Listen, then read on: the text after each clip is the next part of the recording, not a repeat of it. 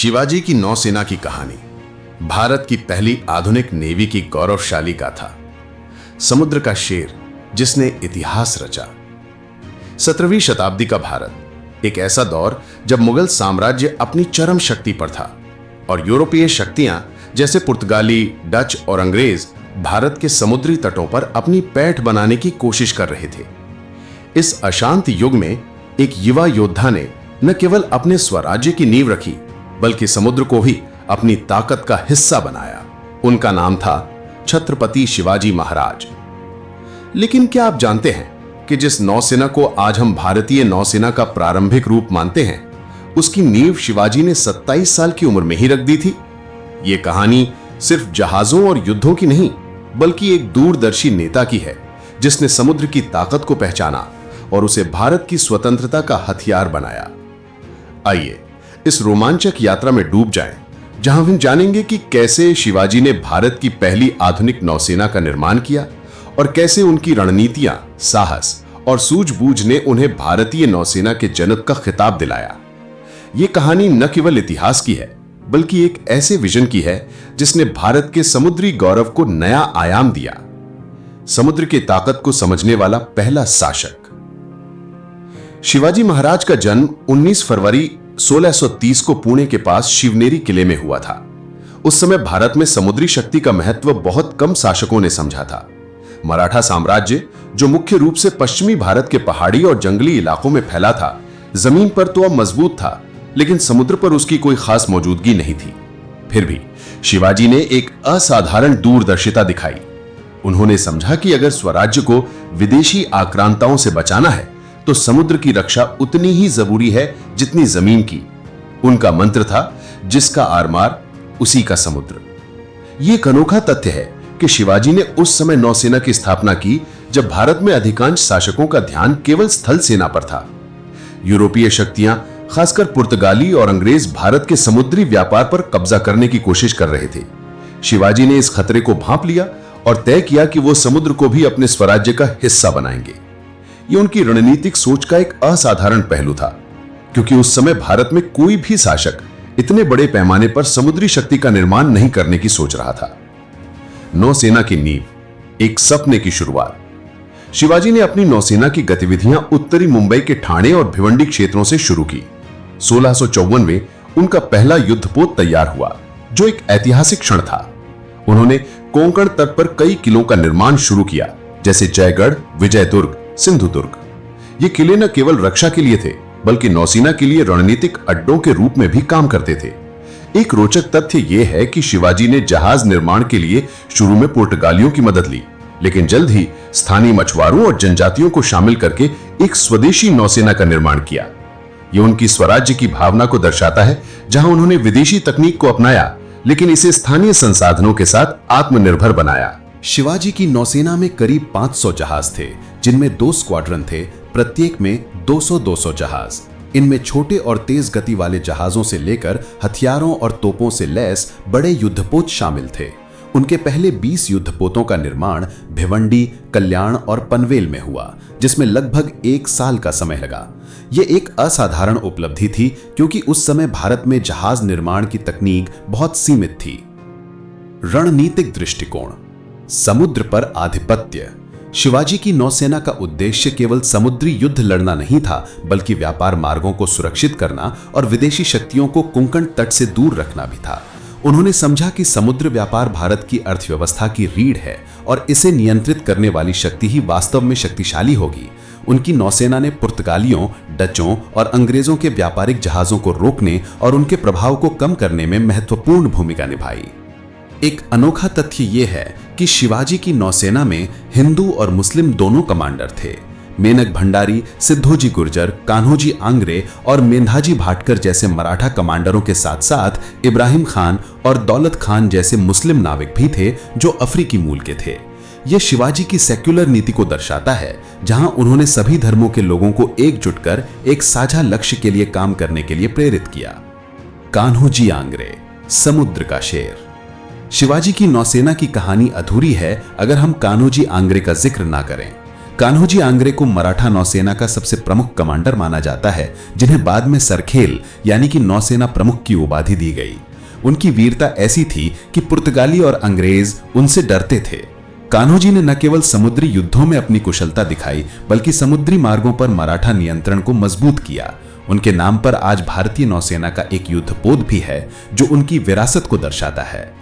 एक रोचक घटना 1717 की है, जब कान्होजी आंग्रे ने पुर्तगालियों के एक बड़े व्यापारिक जहाज को कोंकण तक पर कब्जे में लिया।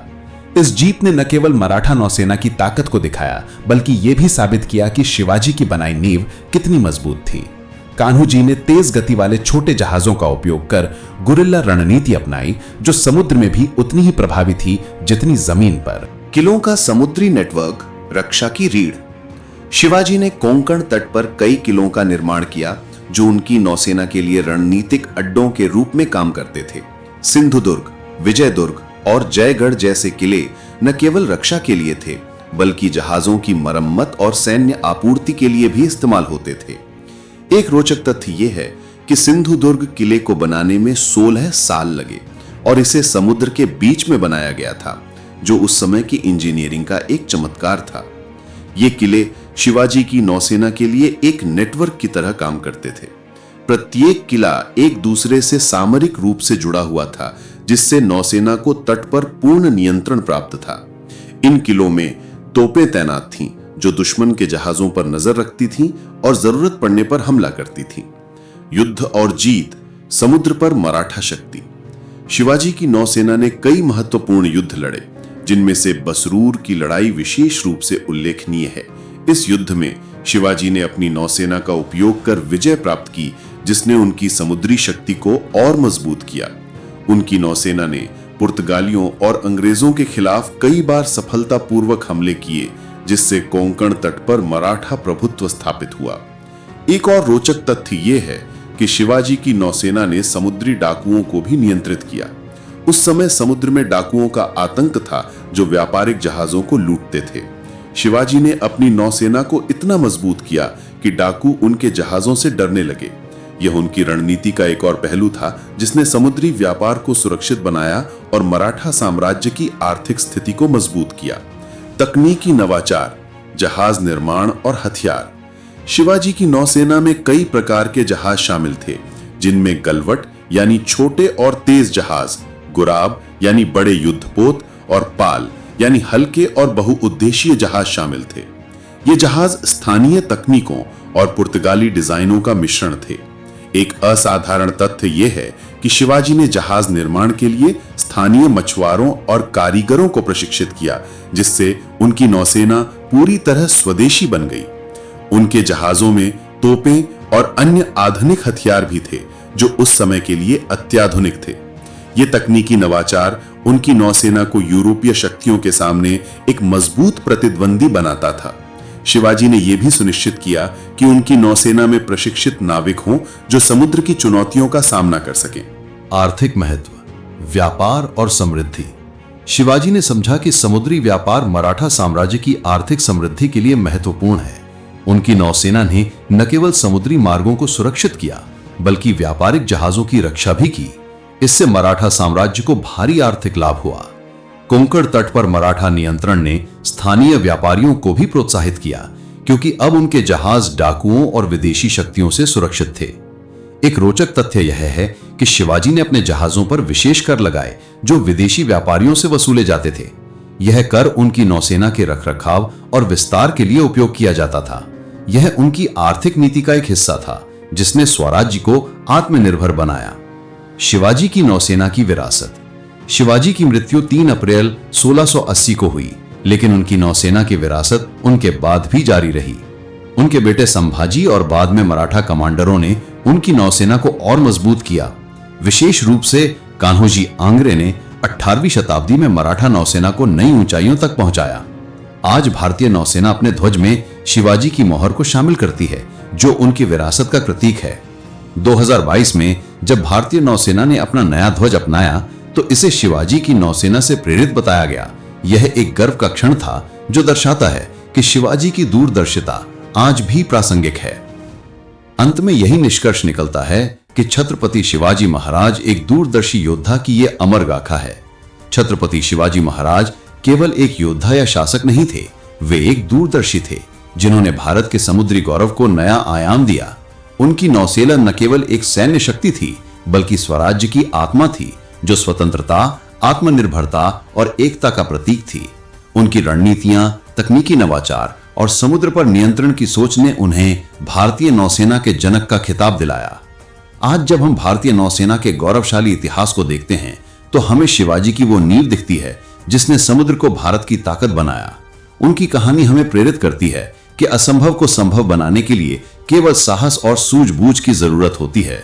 तो अगली बार जब आप समुद्र की लहरों को देखें तो याद करें उस शेर को जिसने समुद्र को भी अपने स्वराज्य का हिस्सा बनाया।